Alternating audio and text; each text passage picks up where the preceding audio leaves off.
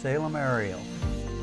For aerial photos, videos, mapping, and inspections, visit salemaerial.com. I understand you have a story to tell. Yeah, I've been in the woods all my life, so I've been behind the scenes of a couple fires now, and the most important fire here in my career was just these ones that happened: the Holiday Farm fire and the Beachy Creek fire just here recently. And as I was driving down I-5, I saw the smoke. You know, it was pitch black dark at 8:30, you know, when it should have been daylight. Seeing the smoke, driving back down I-5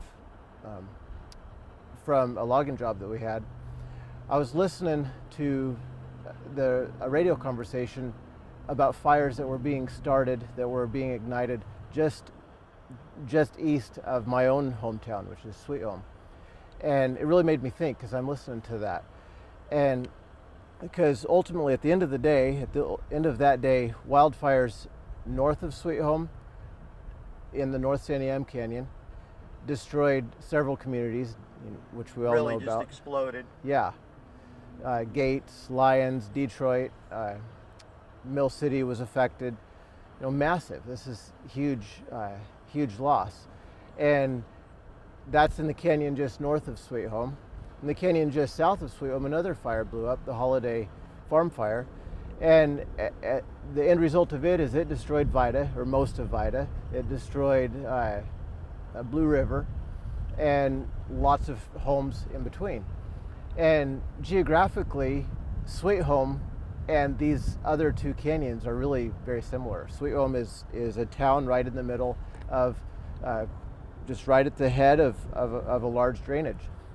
And that day, as we all know, we had massive east wind events. It was already very dry, very hot, dry east wind. And as I'm driving back down I-5, knowing all of this, knowing that the fires are erupting in places, I hear on the company radio for the logging company or the timber company that I work for, I have it on just so I can hear what's going on. And I hear that there's fires starting just east of Sweet Home too.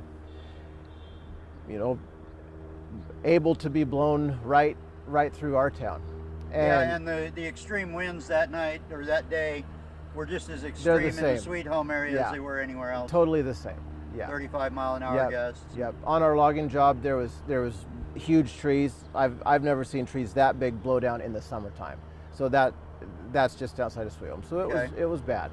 And I'm hearing these fires start, and I'm listening to the radio, and the guys at this timber company, they're out and about really early, and I'm hearing these fires be reported on we call it the big radio, and they're just being dealt with so fast, so efficiently. The guys, we were called to put dozers on a lowboy to be ready in case they needed more. They sent crews out. It was just very, very quick, abrupt, and efficient. And the president of the timber company, even, I heard him say, hey, we need to send somebody up, all the way up Highway 20 to make sure, that's the road that Sweet Home is on, to make sure that if any of the residents east of Sweet Home need to evacuate to the east towards Sisters, it's clear. Now, that's not a private timber company's responsibility. That's ODOT's responsibility. But they were thinking that way. And state forestry and maybe even the national guys. Yeah, as well. Maybe National Forest. But it certainly wasn't private timber company responsibility. So that just kind of struck me. And so by 8:30, as I'm driving back down I-5, listening to all this, in the smoke, you know, realizing this is a massive day in Oregon's history, by 8:30, I hear one of the supervisors who I know, I recognize his voice. He calls in and says, hey, my fire that I've been on is out. We have a line around it. There's no heat, but I'm leaving guys here to monitor it. Where do you want me to send the next fire truck, or send my fire truck? And so the response that came back from the office, from the president of the company, who's been fielding all this stuff, he goes, we got it all under control. Send it back to the shop so it can get ready for the next fires. By 8:30, these fires are out. There was at least 2 of them, maybe more, that started east of Sweet Home. Now, just for clarification, the thing that sets these fires apart from others is that these occurred on private timber company lands. Yes. And not National Forest Service land. Yes. Yep. Okay, go ahead. And so that's what really got me thinking as we see the history unfold that day. These towns that are destroyed, very similar to Sweet Home. I'm thinking, what's the difference? Why did Sweet Home not have the exact same thing happen to us? Well, that is the difference. The fires north of us started on Forest Service ground. The fires south of us started on Forest Service ground. Forest Service ground is protected by Forest Service personnel. Private timber company ground is protected by the private timber company and Oregon Department of Forestry. And Oregon Department of Forestry is actually pretty aggressive in dealing with fires as well. So compare this radio conversation that I heard driving back home to one that I heard back in 2006 when I was on another fire, and it shows a very different response to fires. This is the point of this. I was driving a water tender, which is a 4,000 gallon big truck that hauls water, and just filling up folded tanks for firefighters on another fire that was east of Sweet Home, I think in 2006-ish. And the fire was under control. There was no drama. It was, just everybody's doing what they're supposed to be doing. And I'm deathly bored because it's a very boring job at that point. And I had been given a Forest Service band radio, and I don't even know why I'd been given that radio, but I'd been given a Forest Service band radio. And so I'm just listening to it to hear what's going on, just for entertainment. The radio didn't work in my truck either, so that's entertainment. And one of those days up there, I hear Forest Service personnel call in a fire in the middle Sandy Am Wilderness.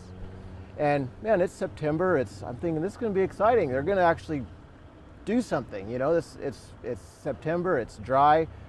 Bad fire conditions. We're going to hear a response. The only response I heard was monitor it. Well, that's shocking, but it continues. Day after day, I was on that fire for 2 weeks, on the fire that I was working on for 2 weeks. I keep hearing that fire being talked about, and it's just smoldering, but it's getting bigger. And on the radio, they're saying, yeah, it's getting bigger, but they're told, keep monitoring it. Well, eventually we had another east wind event, which always happens in Western Oregon. It happens every year, multiple east wind events.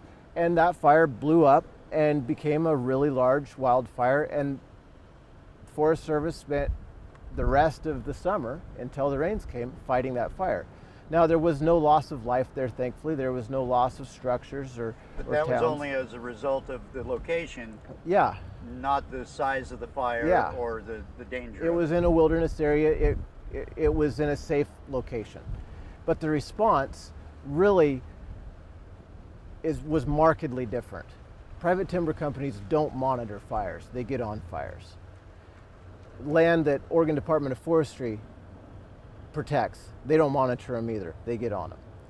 And so the end result of this is those 2 radio conversations, listening to the private timber company and listening to this other, the Forest Service band, makes me want to ask the question to Oregonians, who's a better neighbor?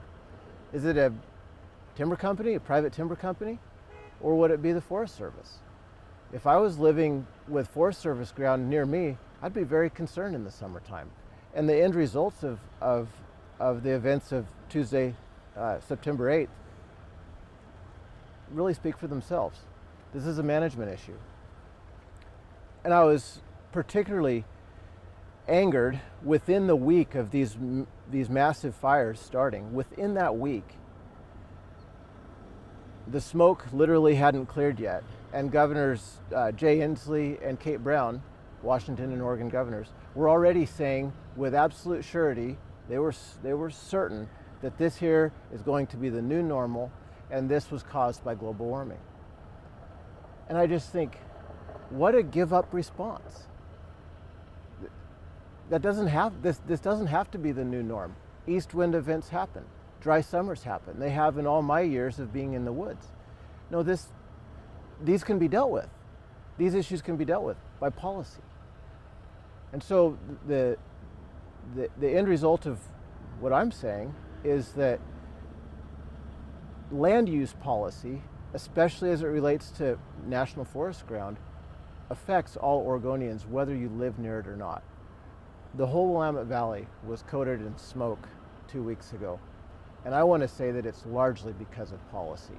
It wasn't because of a freak storm. Sweet Home had the same freak storm. We had fires started by power lines. We had all that. It just happened to land on the right ground. And so Sweet Home wasn't burned. Yeah, I can interject something here as somebody that monitors the emergency service response and their radios and stuff. Lebanon fire over the past week or so, going back when the fires in the other canyons were raging. Lebanon has had several, when I say several, I mean probably in the neighborhood of a dozen and a half wire down incidents. The Lynn County Sheriff reported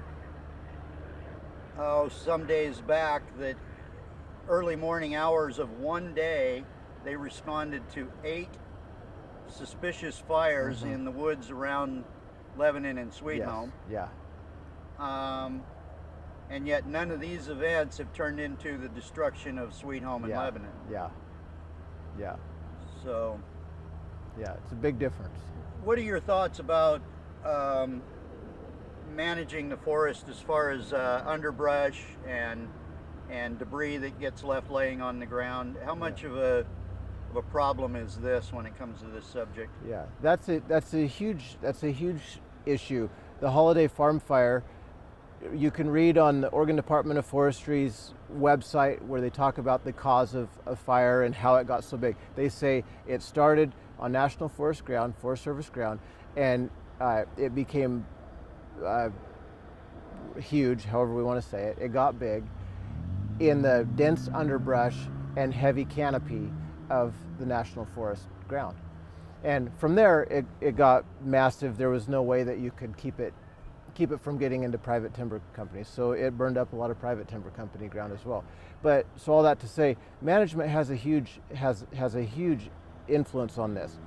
When you have timber companies they want to log in such a way that you don't have huge patches of timber with no breaks in them. They try to make natural fire breaks. They maintain roads. We want to maintain roads so that there's a natural fire break there, and so you can access stuff quickly. One of the fires that started east of Sweet Home was started by a power line. The timber company had road access virtually all around it within minutes because they know the roads. They keep the roads open.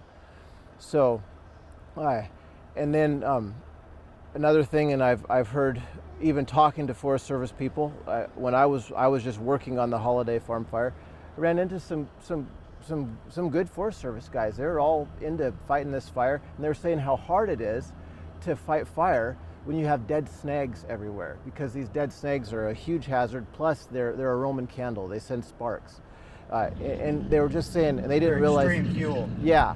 And they didn't realize I was listening in, but they said it's so different than fighting fire back in the 70s and 80s. Because these guys were doing it in the 70s and 80s. Well, in the 70s and 80s, there was a timber sale program that was dealing with that stuff. So more of our national lands were being harvested and then replanted back in those decades than they are now. Yeah, there was less dead wood ready to burn in the 70s and 80s than there is now. Okay. Yeah.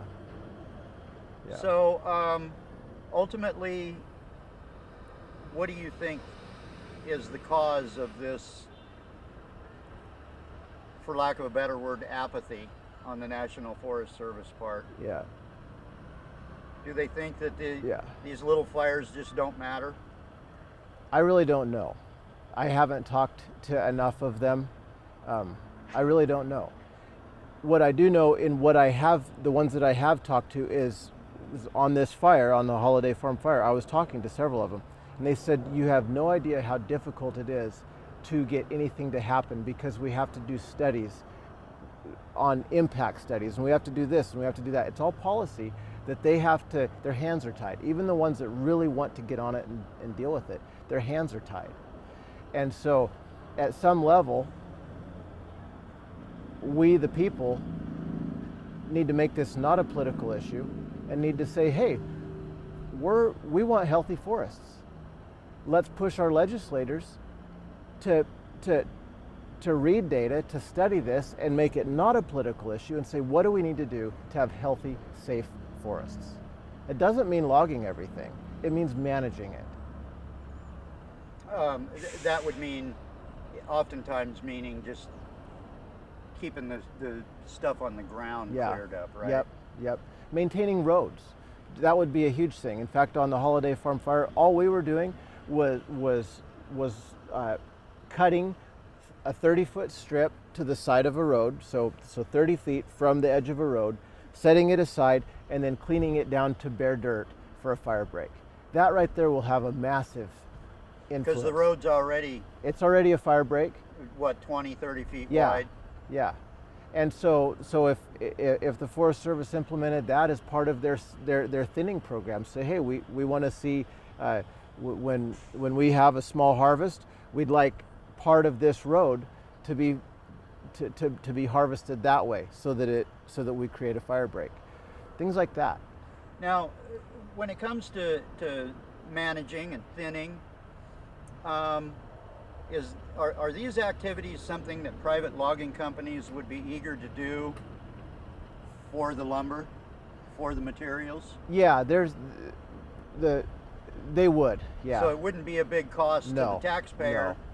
to manage these. You just have to give contracts to the private industry, and they'd come in and do the actual work for the materials, in exchange for the materials that they could then turn into lumber and sell. And private industry is already doing it. Some Forest Service offices are doing a pretty good job. Sweet Home office is doing a really good job of putting out sales as best as they can to do things like this. But different offices are different, and they're still very hamstrung in what they can do. Okay. But yeah, there's private timber people that know exactly how to do that. Okay. Yeah. And so just to kind of summarize what you're saying, you think that the national guys are not managing our forests very well at all? Correct. Yeah. And you contrast that against what you see with privately owned land, forest lands, that are constantly being managed in order, because they're a product to these companies, right? Yep. Our livelihoods depend on this. These fires costed a lot of families family wage jobs. We have a vested interest in our environment. We have a vested interest in our neighbors. It's hard to say that about what happened in the North Santiam Canyon. Neighbors were hurt very badly by some policy decisions. Half of the town of Gates is gone. Yeah. I can say that from personal observation. I was up there the other day. Okay. I understand that almost everything in Detroit is gone. Yeah. So it's devastating. If you can send a message to anybody you want today, who would it be, and what would the message be? My message would be very, very simple, and it would be to ordinary Oregonians who are not extreme environmentalists, who are not extreme on the other side, just ordinary Oregonians that have not really thought much about land use policy and how it plays out in people's lives. Say people that live in the I-5 corridor, the BLM and Forest Service policy doesn't affect them that much. But I want to tell you that it does. It does affect you. And it will more and more. I would like to tell you, the ordinary Oregonian who wants to have a healthy forest, who wants to be able to go up and hike in Forest Service ground, enjoy it, and know that we have safe, healthy forests, I would tell you, be a data-driven environmentalist. That's what I am. I'm a logger, and I'm a data-driven environmentalist. I read stuff. I read both sides of the issue. I observe a lot. I'm out there all my life. I observe, and then speak up. Ask for different policy. A lot of the people that I've talked to at the Forest Service, they need our help, actually. Those who want it to be changed, they need our help. Their hands are tied with bureaucratic red tape. Yeah, And you mentioned that they have to have all these studies done and stuff. These are people with experience that can look at a situation and determine what the study's going to tell them. Yeah. Without the time and expense of the study. Yeah. A lot of the studies are they seem frivolous, to say the least. Okay. Yeah. Yeah. Well, any last words? That should do it. All right. Yeah. Thanks for your time, Lars. At Western Pacific Roofing, our residential team can provide all of your roofing needs. 503-588-7663.